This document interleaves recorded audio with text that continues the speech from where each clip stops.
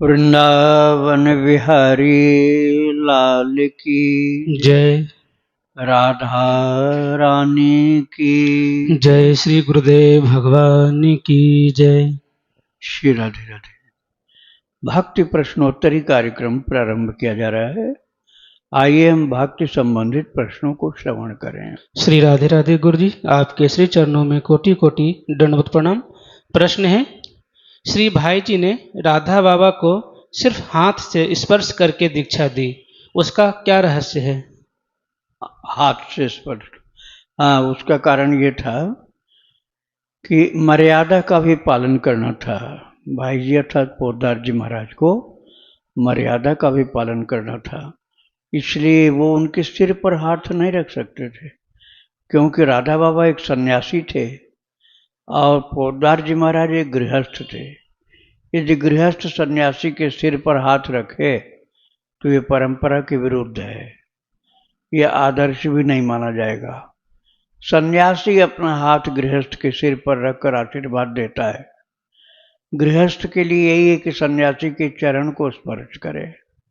तो श्री पोद्दार जी महाराज ने जो धर्म का आदर्श है उसको प्रस्तुत किया, किंतु उनका कल्याण भी करना था इसी बहाने स्पर्श करके।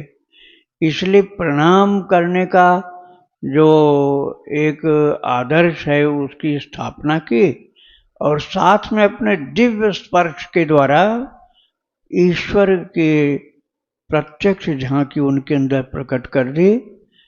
केवल झांकी नहीं, लीला करते, चलते फिरते, बोलते हुए ठाकुर जी उनको दिखलाई पड़े और राधा बाबा से बात करने लगे।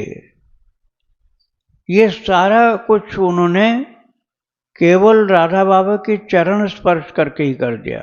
तो चरण स्पर्श करना तो मर्यादा की बात थी और वे आए थे शिष्य के रूप में, मन से शिष्य के रूप में आए थे, गोविंदका जी के द्वारा भेजे हुए, इसलिए गुरु वाली कृपा स्पर्श के द्वारा कर दी। श्री राधे राधे। दूसरा प्रश्न है, गीता वाटिका की क्या महिमा है? गीता वाटिका में एक इतने उच्च कोटि के महापुरुष रहते थे, श्री पोद्दार जी महाराज। उसके पहले वो गीता वाटिका गोविंदका गार्डन नाम से थी। गोविंदका गार्डन, जहाँ जयदयाल गोविंदका जी महाराज साधना करते थे, भगवान की भक्ति करते थे। तो पहले तो वो जयदयाल गोविंदका जी के द्वारा बहुत ज़्यादा तपस्या की गई जगह थी। फिर श्री पोद्दार जी महाराज की महान भक्ति और उसके बाद फिर राधा बाबा और जयदयाल जी महाराज की मुख्य जो साधना थी गीता संबंधी थी, भगवत गीता की।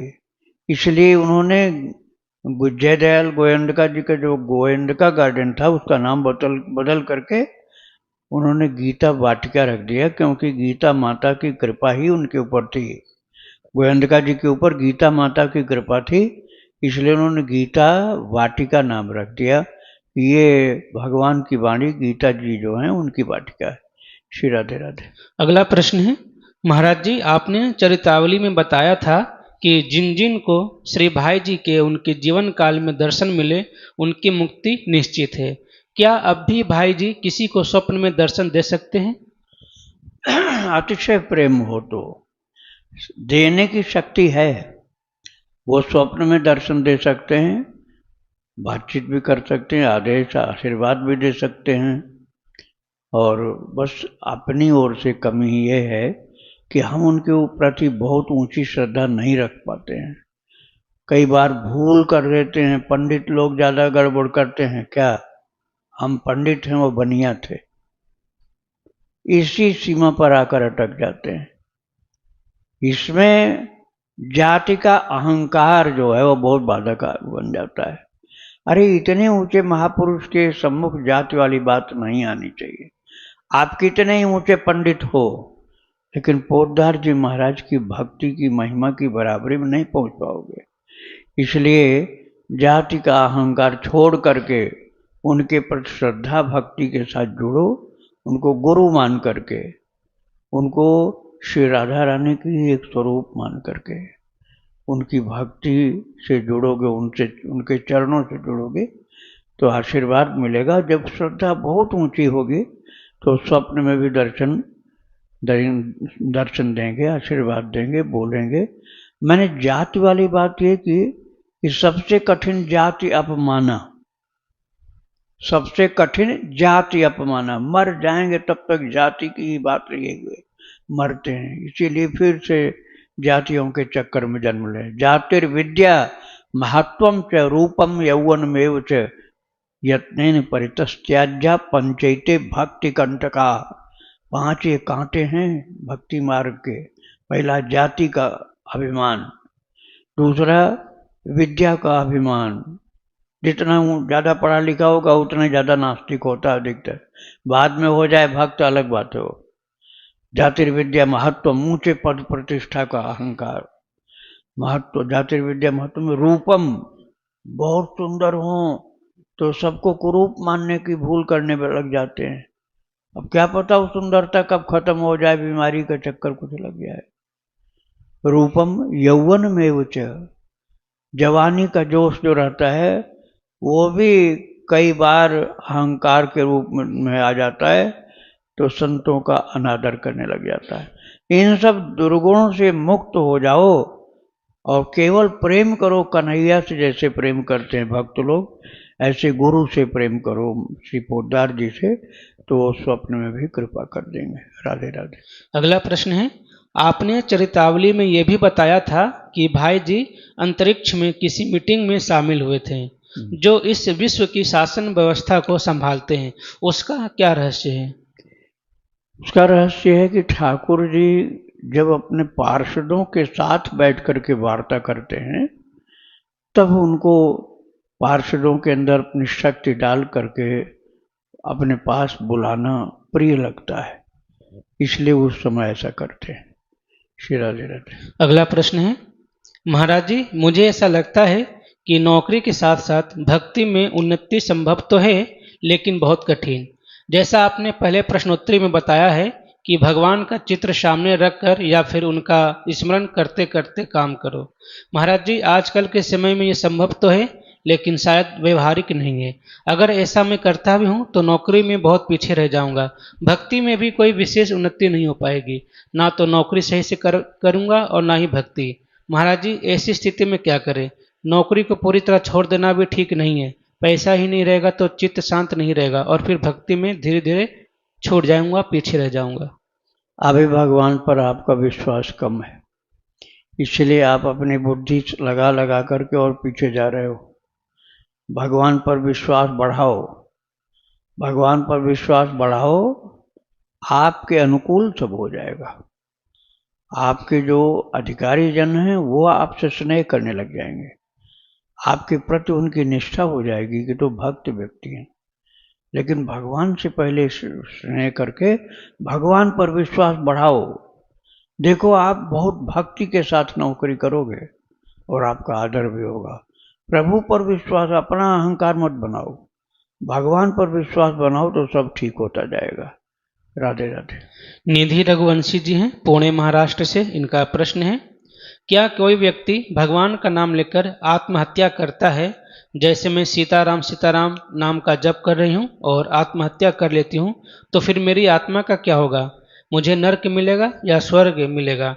नरक मिला तो मुझे यह बताइए कि क्यों मिला, क्योंकि मैं तो भगवान का नाम लेकर मरा हूँ। तो जो इंसान मरता है उसे मोक्ष मिलता है, तो इस स्थिति में क्या होगा? प्रेत बन जाओगे, भयंकर प्रेत। और कोई कांटेदार वृक्ष की बबूल की टहनी पर कांटे पर लटके रहोगे, रात दिन रोते रहोगे, चिल्लाते रहोगे और यही कहोगे कि अब मुझे कोई बचा लो, कोई मुझे ठीक कर दो, इतनी पीड़ा हो रही। ये नासमझी की बात मत करो। नाम जपते हुए शरीर त्यागने का मतलब आत्महत्या करना नहीं होता है। जब स्वाभाविक रूप से शरीर छूटे बीमारी से, कोई भी तरह से, हम अपनी ओर से न मारें, आत्महत्या था सुसाइड न करें। नेचुरल वे में जब डेथ होगी स्वाभाविक रूप से, तब आप भगवान का नाम जपते हुए, प्रभु की याद करते हुए शरीर छूटने के समय ऐसी कुछ कोशिश करोगे तो भगवान संभाल देंगे आपको। और आत्महत्या करना तो भगवान के आदेश का विरोध करना है। शरीर भगवान ने दिया है, आपने पैदा किया क्या? शरीर भगवान ने दिया है। माता पिता कुछ नहीं कर सकते हैं, जब जन्म होना था तभी वो माध्यम बने थे। अब माता पिता क्या आपकी आयु बढ़ा सकते हैं या रोक सकते हैं मरते हुए को? नहीं रोक सकते हैं। अब ये ठाकुर जी की चीज है, ठाकुर जी की चीज का नाश करना ये तो भगवान का विरोध करना है। ये शरीर जो है भगवान की वस्तु है, क्योंकि भगवान का कार्य करने के लिए हमको मिला ये शरीर। अब भगवान की वस्तु का हम नाश करें तो भगवान प्रसन्न कैसे होंगे? वो तो क्रोधित हो जाएंगे कि मेरी ही वस्तु का नाश कर रहा है। इसलिए आपको प्रेत बनना पड़ जाएगा। और अभी जो सोच रहे हो ना, उस समय भूल जाओगे कि भगवान का नाम जपना होता है मरने के टाइम। अलीगढ़ के पास लगभग 20-25 साल पहले की बात है, घर में झगड़ा हुआ था। उसी परिवार का आदमी हमको आके बताया था कि उसने सल्फाज की गोली खाया। खाने के पहले सोचा, ये जैसे आप पूछ रहे हैं ऐसे सोचा कि खा करके सीताराम सीताराम जपेंगे। और उसने खाया कहाँ? मंदिर में जाके, और मंदिर में भगवान के सामने बैठ के खाया। उसके बाद जब पेट उसका फटने लगा, चिल्लाता हुआ भागा घर, और घर में जा करके चिल्लाता हुआ बोला, बचा लो हमको, बचा लो, बचा लो, जहर खा लिया हमने, भूल गया हमको सीताराम बोलना है। और घर में जाके चिल्लाने लगा, बचा लो, बचा लो, अस्पताल ले चलो। अस्पताल पहुंचते पहुंचते मर गया। बताओ कहाँ गई वो बुद्धि तुम्हारी कि आखिरी टाइम में बोलेंगे सीताराम? बोलना ही भूल जाता है ऐसा मूर्ख आदमी जो जहर खाता है। फिर वो कहता है हमको बचा लो, फिर कौन बचाएगा उसको? और चिल्लाते चिल्लाते ही मर गया। उस समय भगवान की याद नहीं आती। इसलिए ऐसी मूर्खता कभी करनी नहीं चाहिए। ये भगवान के प्रति द्रोह है। भगवान की दी हुई वस्तु का अनादर करना ठीक नहीं है। स्वाभाविक मृत्यु जब होती तब वो काम होता है। ऐसे नासमझी बस जो करता है उसको भगवान की याद नहीं आती, पेट पकड़ के चिल्लाता, माथा पकड़ के पटक के रोता है, वो भगवान की याद नहीं करता वो। श्री राधे राधे। दूसरा प्रश्न का, व्यक्ति की आत्मा तो पहले ही शरीर से निकल जाती है और शरीर को बाद में जलाया जाता है, तो जलते समय उसकी शरीर पर अगर तुलसी रखते हैं तो आत्मा तो पहले ही निकल जाती है। ऐसी स्थिति में कैसे तुलसी रखने पर उसका कल्याण होगा? क्योंकि आत्मा तो पहले ही शरीर से निकल गई, वह तो मिट्टी के समान है, उस पर तुलसी रखने से कैसे उस व्यक्ति का कल्याण होगा? आत्मा शरीर से निकला है, कहीं गया नहीं, उसके साथ चलता हो। उसको जो यातना देह मिलता उस समय एक वायु रूपधारी शरीर मिल जाता उसको। उसी वायु रूपधारी शरीर में वो जीवात्मा मूव करता है, सबके ऊपर ऊपर चलता है। जैसे चीता की तरफ ले जा रहे हैं डेड बॉडी को, तो डेड बॉडी के कुछ ऊपर ऊपर वो चलता है, वो दिखलाई नहीं पड़ता। वो देखता है सबको, वो सबको देखता है, अपने शरीर को भी देखता है और रिश्तेदारों नातेदारों को देखता है। और वहाँ जाएगा जहाँ जलाया जा रहा है। उसके बाद फिर कई दिन तक वहीं भटकता है, तुरंत कहीं जाता नहीं है वो। तो जो वो दर्शन कर रहा है कि उसके शरीर पर तुलसी की काष्ठ रखा गया चिता पर, तो उसको देखकर मन में प्रसन्नता उसको होती है। तब उसको भगवान की याद आती है कि मेरे उद्धार के लिए भगवान की तुलसी विराजमान की जा रही है। तो उस समय वो साधना तो नहीं कर सकता है, लेकिन जो उसको प्रसन्नता होती है अपने ऊपर तुलसी विराजमान देखकर, उससे उसके बहुत सारे पाप नष्ट हो जाते हैं, ऊर्ध्व गति होती है। श्री राधे राधे। ममता गुप्ता जी हैं गोरखपुर से, इनका प्रश्न है, बहुत दुखी महसूस करती हूँ। भगवान शिव को स्वप्न में देखा, शिवलिंग को बहुत ही दिव्य स्वरूप में भी देखा और ध्यान भी स्वयं लग जाता था, पर अब नहीं लग रहा। बाबा जी मेरा कोई गुरु नहीं है, कई बार प्रार्थना की भगवान से पर कोई उपाय नहीं दिखता। आपका न स्वयं व्हाट्सएप पर दिख गया, शायद महादेव की यही इच्छा थी, कृपया मार्गदर्शन करें। मुझे अंदर से बहुत कष्ट होता है, जैसे बहुत जरूरी कार्य छूटा जा रहा है। आप रोजाना भक्त चरितावली सुनो, एक काम ये। दूसरा काम ये कि भगवान का नाम जप करो और फिर तीसरा काम ये है कि भगवान की कृपा पर विश्वास करके ये पक्का मान लो कि भगवान जो करेंगे अच्छा ही करेंगे। देखने में खराब भले हो लेकिन परिणाम में अच्छा होगा। उनकी कृपा पर विश्वास करो, उनका नाम जप करो और उनके भक्तों का चरित्र सुनो, फिर तुम्हारा एकदम आध्यात्मिक उत्थान होगा, मन एकदम शांति युक्त हो जाएगा, सारी अशांति समाप्त हो जाएगी। राधे राधे। मुंबई से हैं गुरुजी, इनका प्रश्न है, पहलगांव हमला में 27 मौतें हुई, क्या ये किस्मत में लिखा था या दुर्घटना से? इन 27 जीवों की क्या गति होगी, स्वर्ग या प्रेत योनि? कृपया आध्यात्मिक दृष्टिकोण से समझाएं। श्री राधे राधे। आप इस घटना से क्या होगा ये तो बाद में समझेंगे। ये घटना बड़ी अमंगलकारी हुई है, बहुत ही अधार्मिक, बहुत ही अत्याचारपूर्ण बर्बर व्यवहार हुआ है और विशेष रूप से ये भारत भूमि के लिए कलंक है। हमारी भारत भूमि जिसका नाम हिंदुस्तान है, वहीं पर हिंदुओं का नाश किया जा रहा।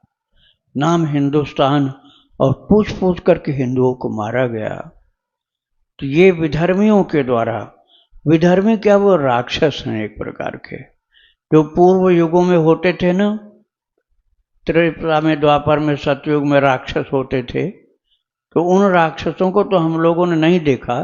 तो हिंदुओं को इस तरह से मार रहे हैं, वो एक प्रकार के राक्षस हैं। और राक्षसों का विनाश करना, राक्षसों का विनाश करना धर्म संगत कार्य है, अधर्म नहीं, धर्म संगत कार्य है। क्योंकि प्रभु ने स्वयं गीता जी में कहा है, विनाशाय तो दुष्कृताम धर्म संस्थापनार्थाय संभवामि युगे युगे यदा यदा हि धर्मस्य ग्लानिर्भवति भारत अभ्युत्थानम अधर्मस्य तदात्मानं सृजाम्यहम्।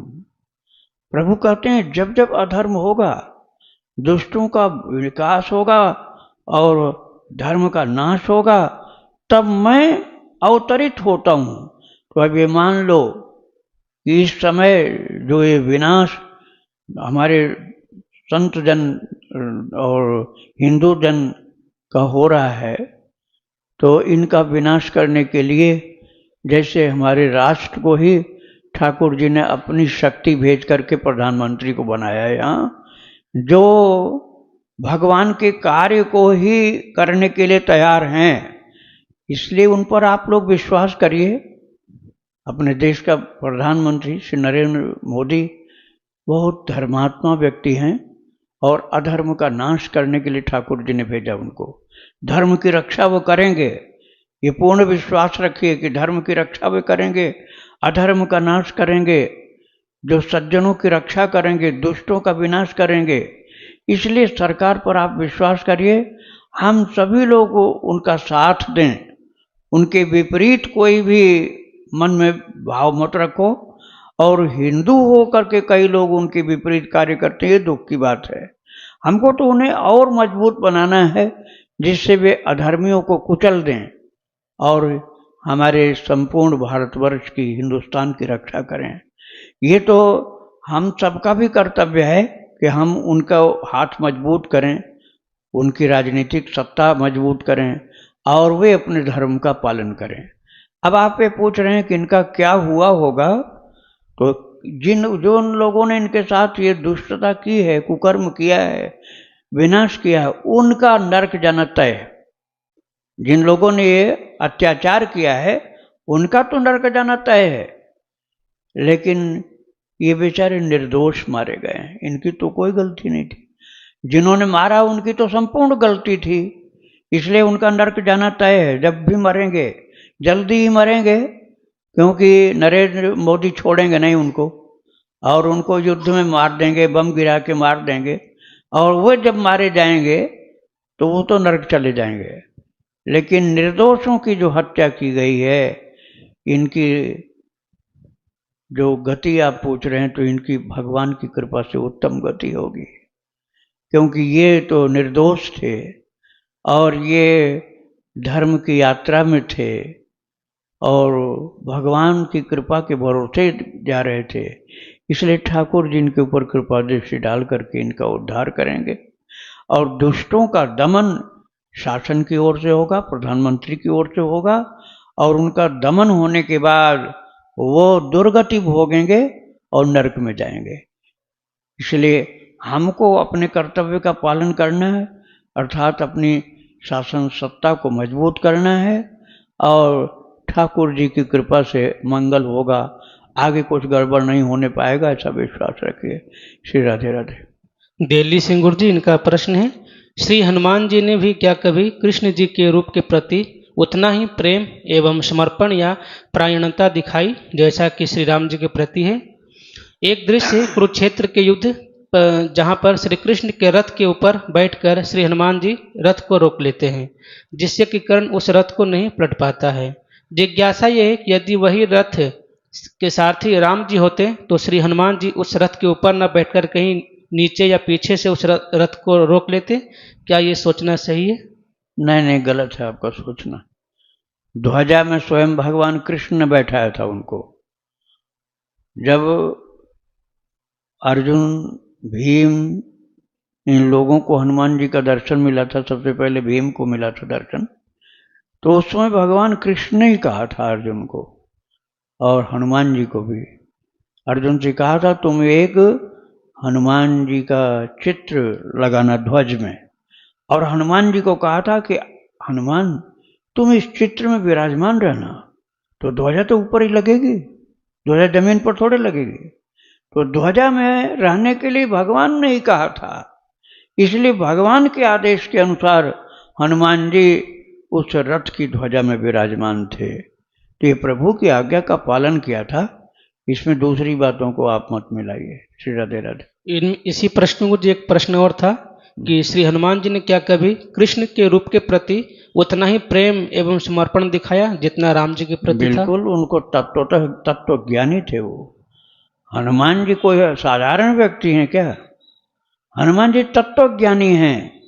उनको वही राम के रूप में दिखते हैं, वही कृष्ण के रूप में दिखते हैं। उनको सारी लीलाएं राम जी की उनके अंतर्गत दिखलाई पड़ती हैं, इसलिए उन्हें ये कहना नहीं पड़ता। जामवंत को तो कहना पड़ा था कि यदि आप मेरे राम हैं तो दर्शन दीजिए, तो राम रूप में दर्शन दिया था भगवान कृष्ण ने। लेकिन हनुमान जी को ये कहना ही नहीं पड़ता, क्योंकि हनुमान जी को कृष्ण के अंदर राम रूप का दर्शन होता रहता है। श्री राधे राधे। इनका दूसरा प्रश्न है, गोस्वामी तुलसीदास जी को कृष्ण जी ने जब दर्शन दिया तो उन्होंने श्री राम रूप के ही दर्शन करूंगा ऐसा क्यों कहा, यदि राम और कृष्ण में केवल बाहरी आवरण या रूप का ही केवल अंतर है? ये बात वृंदावन धाम में ज्ञान गुदड़ी मोहल्ले की है। वहाँ तुलसी राम दर्शन स्थल नाम का मंदिर है। वहाँ परशुराम पुरोहित जी एक थे, परशुराम पुरोहित। जब तुलसीदास जी महाराज आए, उसी भाव से आए थे कि हमारे प्रभु यहाँ कृष्ण रूप में हमारे राम जी हैं, तो हमारे राम जी तो जिस रूप में हो वंदनीय हैं, वो कोई भी रूप धारण करके लीला होगा तो वो कर रहे होंगे तो मैं प्रणाम करूंगा। तो वो जब आकर के हाथ जोड़कर प्रणाम करते हुए दंडवत करना चाहे तो परशुराम पुरोहित बोल पड़ा। उसने कहा रुको, अपने अपने इष्ट को नमन करें सबको। पुरोहित बोल पड़ा अपने अपने इष्ट को नमन करें सबको। तो अपने इष्ट को प्रणाम किया जाता, तुम किसको कर रहे हो प्रणाम? तब उन्होंने कहा प्रभु क्या वर्णो छवि आज की, भले विराजे नाथ, तुलसी मस्तक तब नवे, धनुष बाण लो हाथ। वो तो हाथ जोड़कर दंडवत करने जा रहे थे, लेकिन वो जांच करने लगा तो परशुराम पुरोहित कि इनके अंदर कुछ राम जी की शक्ति भक्ति है भी क्या, ये तो प्रणाम करने जा रहे हैं, देखता हूं। तो उसने उनकी शक्ति की परीक्षा लेने के लिए कहा अपने इष्ट का दर्शन करके प्रणाम करो, ये तो कन्हैया कृष्ण हैं। तो महाराज तुरंत ही भगवान ने धनुष बाण धारण कर लिया था। वैसे भी वो राम रूप दर्शन कर रहे थे, लेकिन औरों को दिखलाने के लिए लीला हुई थी, जिससे और लोग भी देख लें। श्री राधे राधे। भूपेंद्र जी हैं दिल्ली से, इनका प्रश्न है क्या मेरी आयु 27 कल्प की है? अगर हाँ तो क्या मैं इतने कल्पों से भटक रहा हूँ?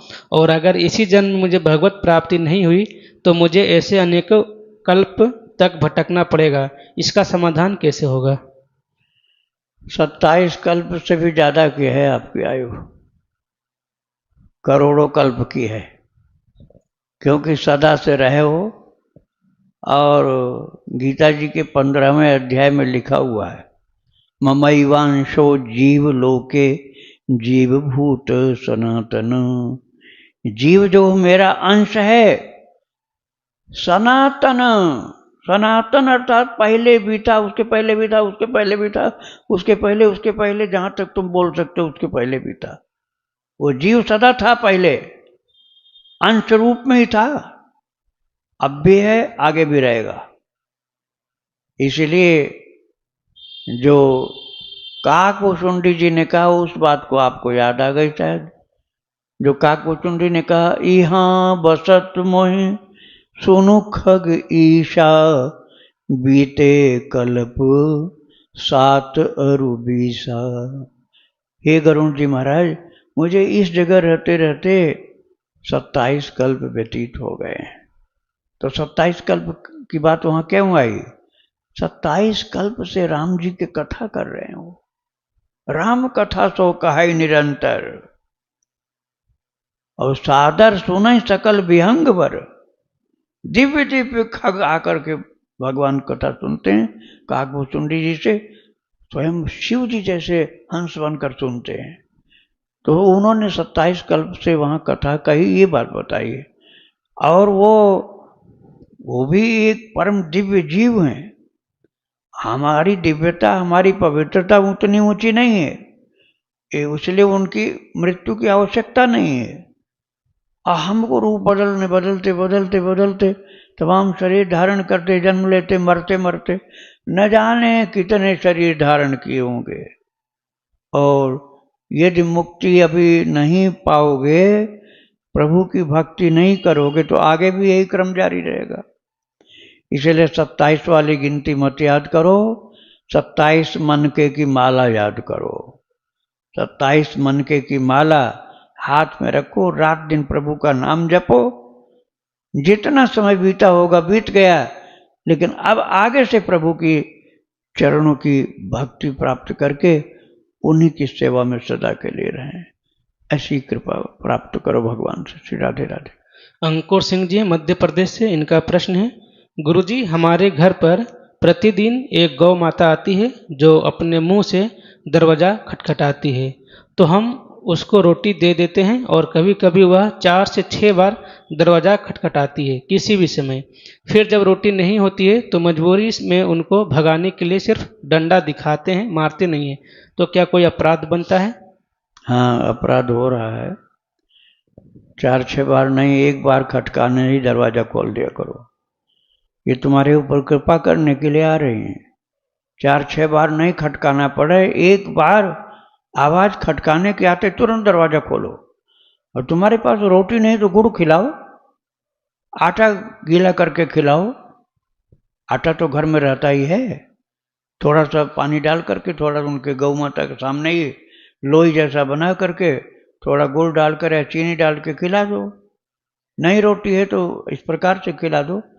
उनको डंडा दिखा करके भगाना यह अनुचित बात है। इसलिए ऐसा नहीं करके हाथ जोड़ के प्रार्थना करो, गौ माता रोटी तो नहीं, मैं तुरंत आपके लिए भोग का इंतजाम कर रहा हूँ। गुड़ है तो उस गुड़ सीधा खिला दो, गुड़ नहीं है तो थोड़ा सा जल डाल करके आटा से लोई बना करके उसमें चीनी या नमक जो कुछ भी डाल सकते हो डाल के खिला दो। प्रणाम कर लो, उनकी पूंछ को सिर पर धारण करो, चरण को स्पर्श करो, खड़ी रहें तो परिक्रमा करो, हाथ जोड़ो उनके सामने जाके, सेवा करो, डंडा नहीं दिखाओ, तभी उनका आशीर्वाद मिलेगा आपको। श्री राधे राधे। इनका दूसरा प्रश्न है, मैं प्रतिदिन नाम लेखन करता हूँ एवं आधा घंटा नाम जप करता हूँ। मुझे एक लड़की पसंद है जो कि प्रतिदिन 1000 नाम लेखन करती है एवं वह लगभग 1 लाख नाम लेखन पूर्ण करने वाली है। वह लड़की मेरी पूर्व परिचित है, तो मैंने उससे विवाह करने का प्रस्ताव अपने घर पर रखा।